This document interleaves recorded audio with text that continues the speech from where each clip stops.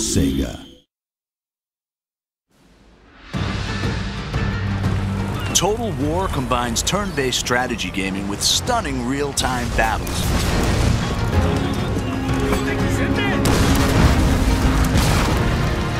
Players take command of nations, armies, and generals as they battle for ultimate victory. With breathtaking detail and unparalleled historical accuracy, Total War allows the player to recreate and change the course of history.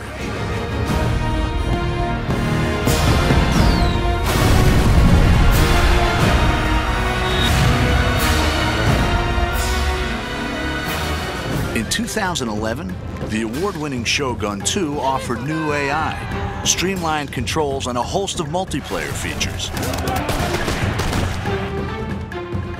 In the Fall of the Samurai standalone expansion, the Creative Assembly have created the largest expansion pack ever for a Total War game.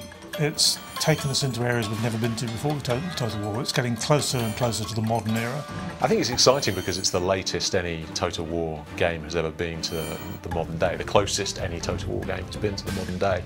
And with that brings a lot of really interesting different game features, a lot of scope in terms of how fast the game moves and how quickly your armies are deployed across the map, how many different types of units are available. Set 300 years later than the original game, The Fall of the Samurai sees the clash of traditional samurai culture with the explosive power of the early modern world. It's the late 19th century, which means that it's got some of the most advanced technology seen in a Total War game. So you've got torpedo ships, off-field artillery, all that kind of stuff that actually makes it feel quite different from particularly Shogun 2, which is obviously set in the 16th century.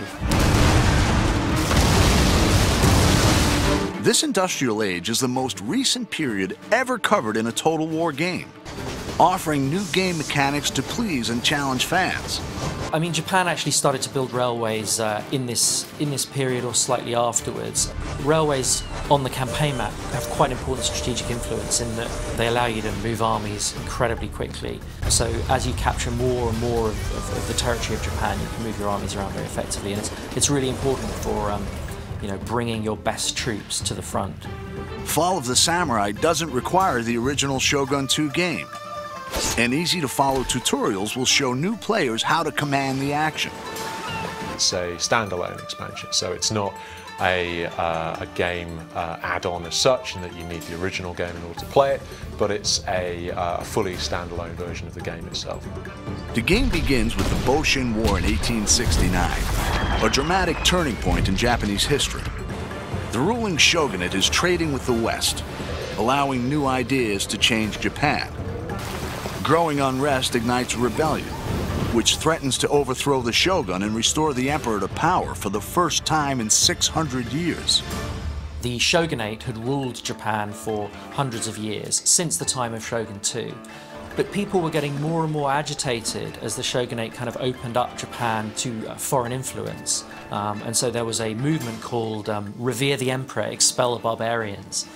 And it eventually sort of boiled up into full-blown rebellion where whole domains rise up and try and overthrow the shogunate. The player chooses a clan and decides whether to remain loyal to the shogun or to fight for the emperor. Every clan has their own unique strengths and challenges, civilian, diplomatic, or military. Each faction within an allegiance has its own clan trait, which gives it a very specific play style. Like you might have one who is more open to modernization or trade, in which case they'll have access to cheaper modern units, more money from trade with Western powers, or you may have some who are just the opposite. In the next trailer, we'll find out how the campaign and the real-time battles have been reimagined and redefined.